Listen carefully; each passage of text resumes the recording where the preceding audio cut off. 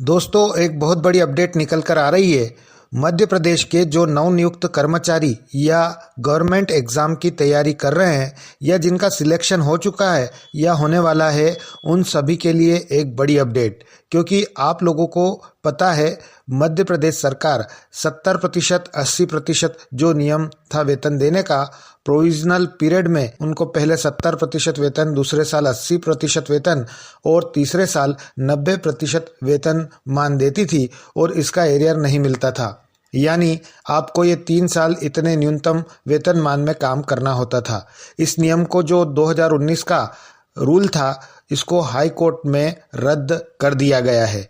अब जो जितने भी सरकारी कर्मचारी होंगे उनको नियुक्ति दिनांक से, क्योंकि समान कार्य समान वेतनमान, इसका मतलब हुआ कि जो रेगुलर कर्मचारी काम करता है वो 100% काम करता है तो 100% पेमेंट पाने का हकदार है। तो उन्हें शुरुआत से दोस्तों 100% वेतनमान मिलेगा और जिनका 70, 80 और 90% वेतनमान मिलता है, मतलब 30%, 20% और 10% काट लिया गया है, वह भी पूरा पेमेंट दिया जाएगा।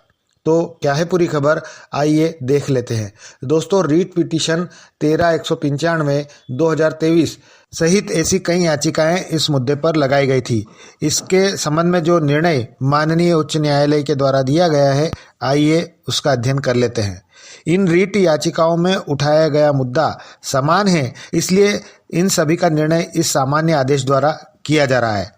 सुविधा के लिए इस मामले में विवाद का निर्णय करने हेतु रीट याचिका संख्या 12-125 2021 के तथ्यों का सहारा लिया जा रहा है।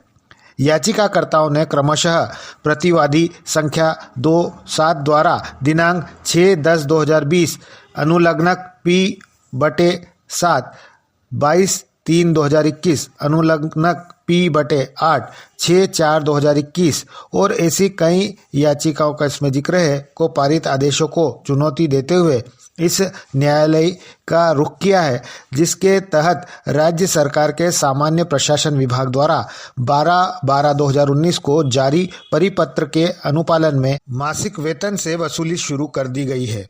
उपरोक्त परिपत्र के अनुसार इन याचिकाओं को कर्ताओं को क्रमशः उनकी परिवीक्षा अवधि के पहले, दूसरे और तीसरे वर्ष के दौरान संबंधित पद के न्यूनतम वेतनमान का 70, 80 और 90% प्राप्त करने का हकदार माना गया है। अधिकांश याचिकाकर्ताओं को वेतनमान के अनुसार पूरा वेतन दिया गया और बाद में उन्हें सेवा में नियमित कर दिया गया। कुछ याचिकाकर्ताओं को कम वेतन भी दिया गया था। बाद में दिनांक 12/12/2019 के इस परिपत्र की जानकारी संबंधित जिला न्यायालयों को दी गई और इसके अनुपालन में वसूली का आदेश पारित किया गया। अधिकांश रीट याचिकाकर्ताओं में इस न्यायालय ने वसूली पर रोक लगा दी है। अंतरिम आदेश के माध्यम से वसूली की गई है और कुछ मामलों में वसूली भी की गई है। उपरोक्त परिपत्र मध्य प्रदेश राज्य और अन्य बनाम दिल्ली राज भीला के मामले में इस न्यायालय की समन्वय पीठ के समक्ष विचार के लिए आया था, जिनका WA संख्या 1498/2024 दिनांक 28/4/2025 को पारित किया गया था। इस न्यायालय ने उपरोक्त परिपत्र को वस्तुतः रद्द कर दिया, क्योंकि 3 साल की परीक्षा अवधि के दौरान 3 स्लैब में कम वेतन देने के पीछे कोई तर्क नहीं पाया गया, जबकि इन कर्मचारियों से नियमित कार्य लिया गया था। बाद में उपरोक्त आदेश का पालन इंदौर नगर निगम बनाम विनीता तिवारी और अन्य के मामले में WA संख्या 2977/2025 दिनांक 31/10/2025 को पारित रीट अपील को खारिज करते हुए किया गया। पैरा 6 और 7 नीचे दिए गए हैं। तृतीय और चतुर्थ श्रेणी के कर्मचारियों के लिए दिनांक 12/12/2019 को सामान्य प्रशासन विभाग द्वारा उन व्यक्तियों के लिए परिपत्र जारी किया गया था जिनकी सेवाएं मध्य प्रदेश सिविल सेवा सामान्य सेवा शर्तें नियम 1961 के नियम 8(1) के अंतर्गत शासित होती है।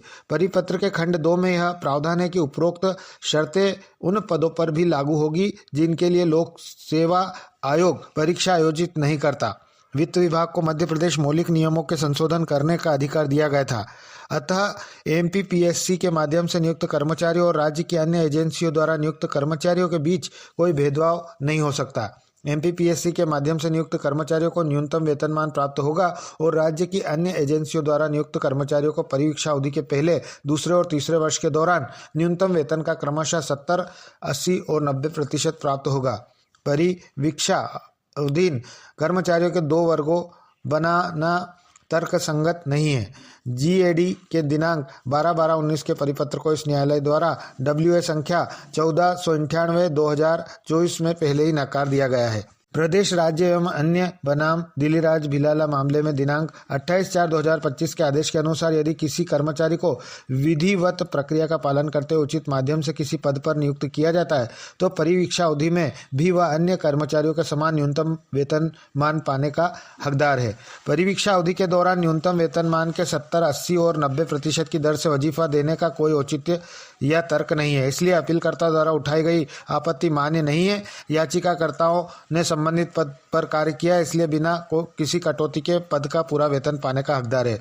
उपरोक्त अनुच्छेदों में हुई चर्चाओं के आलोक में हमें रीट न्यायालय द्वारा पारित विवादित आदेश में कोई अवैधता या विकृति नहीं मिलती, इसलिए हस्तक्षेप का कोई आधार न पाते हुए यह अपील खारिज की जाती है। छत्तीसगढ़ उच्च न्यायालय ने भी दिनांक 19/11/2025 को दायर याचिका संख्या 6436/2021 अमृतलाल साहू और अन्य बनाम छत्तीसगढ़ राज्य और अन्य कई याचिकाकर्ताओं में इसी प्रकार का मत व्यक्त किया है। उपरोक्त के मद्देनजर सभी याचिकाएं सफल होती है और विवादित आदेश तथा वसूली दोनों रद्द किया जाता है। याचिकाकर्ताओं से वसूली की गई कोई भी राशि उन्हें वापस कर दी जाए और जिन याचिकाकर्ताओं को परीक्षा अवधि के दौरान 100% वेतन नहीं मिला है उन्हें इस अवधि का 100% वेतन दिया जाए। तो दोस्तों, इस तरह से माननीय हाईकोर्ट द्वारा यह फैसला याचिकाकर्ताओं के पक्ष में दिया गया है और अन्य जो लोग हैं इसी तरह से इन याचिकाकर्ताओं को दिए गए निर्णय के आधार पर याचिका लगा करके